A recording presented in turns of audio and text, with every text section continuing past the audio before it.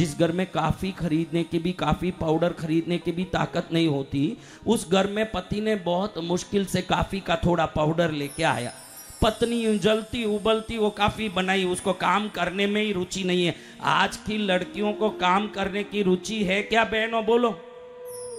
आज के पुरुष भी ऑफिसों में हर वर्ष में जॉब बदलते हैं, रिज्यूम देखा जाता है। कंपनी वाले कहते, मैंने परसों ही एक कवर स्टोरी बताया था हमारे बच्चों को कि Z2K के पीढ़ी के बच्चों को कोई भी कंपनी नौकरी में लेने तैयार नहीं है, क्योंकि उनको काम करने की रुचि नहीं है, काम करने का मन में विवेक नहीं है, मौज लेना और जल्दी पैसे वाला बनना। किसी भी आज 2000 के बाद जन्मे हुए लड़के को 1-1.5 साल के बाद किसी एक कंपनी में स्थिर होते देख ही नहीं सकते, मन भटकता है। क्या होता है? मन भटकता है। कैसे स्थिर होंगे? इसने उबलते कुबलते बच्ची के हाथ में कॉफी देके भेजा। क्या भेजा? कॉफी। अब वो बच्ची काफ़ी लाके दे रही है तो ये मोबाइल में कुछ खोद रहा है। वो कोई ऐसी ज़रूरी की बात नहीं, यहाँ भी मोबाइल आते ही उठाते हो ना आप लोग कथाओं में, सत्संग में। आपको एक अच्छा विवेक देना चाहता हूँ, अगर आपका महत्व है थोड़ा भी और आए हुए मोबाइल में कोई महत्वपूर्ण सूचना है तो आपको 25 बार वो खुद फोन करेंगे। वो मोबाइल आते ही उठा के आपको कथा मंडप से भागने की जरूरत नहीं, क्योंकि भगवती से बड़ा कोई संदेश उसमें आने वाला नहीं। जय जय गुरुदेव। जो खुद को कोई इज्जत नहीं देता वही मोबाइल को इज्जत देता है, जिसमें कोई इज्जत ही नहीं है वो आने वाले लोगों को इज्जत देता है। जो आत्मसम्मान रखता है वो ये सोचता है कि 50 बार करने दो जिसको करना है। अगर मैं महत्वपूर्ण हूँ तो मोबाइल मेरे लिए है, मैं मोबाइल के लिए नहीं हूँ। जय जय गुरुदेव। मेरे लिए मोबाइल है। जहाँ बैठी हुई भगवती से बड़ा होगा वो संदेश। नरेंद्र मोदी से क्यों ना आ जाए आपके लिए कॉल, भगवती से बड़ा नहीं होगा वो संदेश। जय जय गुरुदेव। और अगर ज्यादा आपके घर का महत्वपूर्ण सूचना है तो वो करेंगे खुद, तब मालूम पड़ जाए कि 10 बार आ रहा है तो महत्वपूर्ण होगा। कोई काम ही नहीं, कोई फोन कर रहा है, कहाँ हो कहाँ हो, कहाँ बैठे हो? मैं कथा पंडाल में बैठा हूँ। इसके लिए, ये बोलने के लिए उठ के वहां जाना है? आपको ऐसे कौन सा सूचना आ जाएगा? किसी न किसी का आएगा, आपको लोन चाहिए क्या, आपको EMI में भर के कुछ चाहिए क्या, माल चाहिए क्या?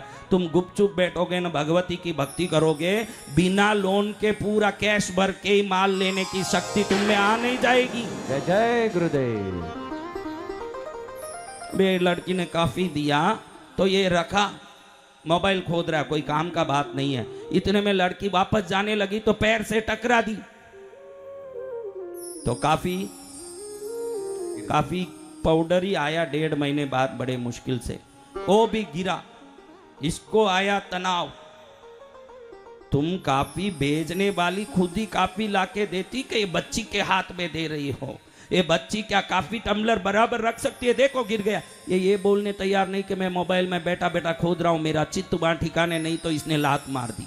वो ये मानने तैयार नहीं कि मैं आके देती, वहां खड़ी रहती जब तक आप पीते, तो मैं भी इसका ध्यान रख सकती थी। बच्ची भी अपने चुलबुलापने को छोड़ नहीं सकती। ऐसे घरों में ये काफी टम्बलर के काफी गिरने के कारण 3 दिन तक खिटपिट होता रहता है।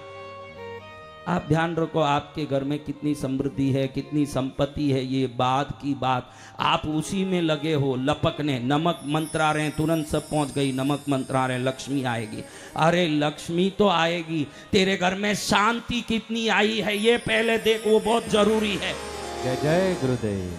तेरे घर में शांति नहीं आई, उस लक्ष्मी को क्या चाटेगी? लक्ष्मी वही शोभा देती है जिस घर में शांति देवी की स्थापना हुई हो। शांत घरों में देखो, पति को कमा के आने के बाद करोड़ों रुपया कमाए यजमान जी, बच्चे और पत्नी उसका आनंद ले रहे हैं, उसको देख के खुशी हो रही है। आप असली में पति हो और वो परिवार को उसका आनंद लेके देखते खुश हो रहे हो, तो उस परिवार के मुखिया बनने की योग्यता है आप में। जय जय गुरुदेव। सभी पुरुषों को कहना चाहता हूं, जब अपने बच्चे पत्नी कुछ खरीदना लाना चाहते हैं तो अपनी कमाई के पैसे को खुश होके उनके लिए उपयोग करने दीजिए, क्योंकि ये पैसे सबसे पहले परिवार में खुशी नहीं लाए तो इस पैसे का आने का कोई कारण या काम नहीं है, जय गुरुदेव। हाँ घड़ी घड़ी बहनों चलो होटल में खा लेते हैं, आज मेरा कमर दुखता है, आज मेरा पेट दुखता है, बोलो सही बात बोलो, तुमको पूछ रहा हूं, तुम बोल रही हो कि आज मेरा कमर दुख रहा है, पेट दुख रहा है, शरीर दुख रहा है, चलो होटल में जाएं और उसी समय तुम्हारा भाई आ जाए तो तुम क्या करोगी? बोलो बोलो बहनों, इससे नाटक मालूम पड़ता है तुम्हारा। भाई आ गया हो तो भाई तेरे को पूरन पोली भाता है ना, अभी करती हूं। अरे भाई आया, तेरा पति भी उसके बहन का भाई है, वो क्या है?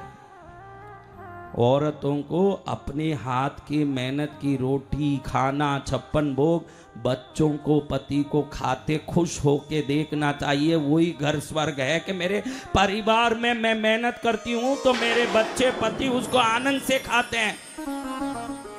तुम्हारे पास हजारों करोड़ का रुपया हो तो क्या, तू औरत बनी है तो पति को 2 रोटी बना के खिला, तेरे हाथ की रोटी खाएगा तो मेरे पत्नी मेरे लिए आई हुई है ये याद भी रहेगा। नहीं तो रसोई से ही शादी कर ले, रसोई वाली से ही शादी कर ले, तेरे से शादी करके क्या काम आया, क्या काम आया, क्या काम आया? जय गुरुदेव। हाँ जब रसोई के लिए रसोई वाली है वही कर रही है, तू खाली बैठी है रानी की तरह। पति का कर्म है कि कमाए और कमाए हुए को परिवार के लोग आनंद ले रहे हैं तो देख के खुश हों।